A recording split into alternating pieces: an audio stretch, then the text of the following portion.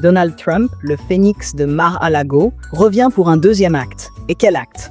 Après avoir survécu à 2 procédures de destitution, une insurrection et quelques tweets controversés, le voilà qui promet un nouvel âge d'or pour l'Amérique. Un âge d'or qui, visiblement, ressemble à un mélange entre Mad Max et un épisode de The Apprentice, version intergalactique. On se croirait dans un scénario écrit par un stagiaire de Netflix, après une nuit blanche. Mais bon, la réalité dépasse toujours la fiction, surtout quand elle est portée par une coupe de cheveux aussi iconique. Commençons par l'unité nationale, ce concept aussi flou qu'un nuage de fumée dans un concert de rock. Trump, l'homme qui a passé 4 ans à diviser le pays comme on coupe un gâteau en parts inégales, nous assure maintenant qu'il est le grand rassembleur. « Dieu m'a sauvé pour que je rende sa grandeur à l'Amérique », déclare-t-il sous les applaudissements d'Elon Musk, qui rêve déjà de coloniser Mars, et de Mark Zuckerberg, qui espère probablement vendre des données biométriques des futurs colons. L'unité donc, mais seulement si vous êtes du bon côté du mur frontalier.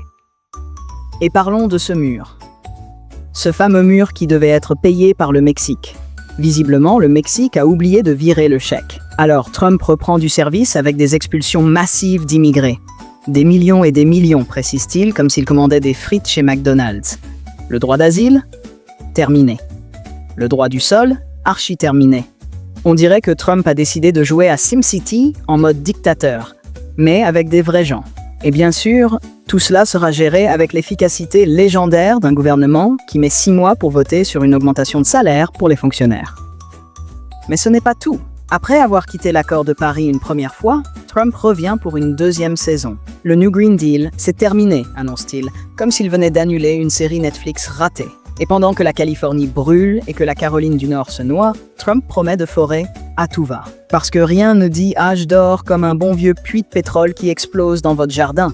Et n'oublions pas le canal de Panama, qu'il veut reprendre. Apparemment, Trump a décidé que le 19e siècle est une époque trop cool pour ne pas y retourner. Bientôt, il va nous annoncer qu'il va acheter l'Alaska aux Russes. Oh wait.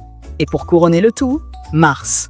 Oui, Mars. Parce que quand on a réglé tous les problèmes sur Terre ou pas, il est temps d'aller planter un drapeau sur une planète rouge et poussiéreuse. Nous allons planter le drapeau américain sur Mars, déclare Trump, comme s'il s'agissait d'un voyage scolaire. Mais attention, pas question d'y emmener des clandestins. Le mur martien est déjà en précommande. Finalement, on se retrouve avec un discours qui mélange allègrement la politique, la science-fiction et une bonne dose d'absurdité.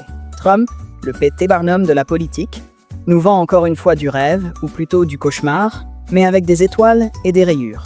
Et comme d'habitude, on regarde, on rit, et on se demande si c'est vraiment une mauvaise série ou si on est juste coincé dans une réalité alternative. Mais bon, comme on n'a pas d'autre chaîne, on continue de regarder, avec un peu de masochisme, il faut bien l'avouer.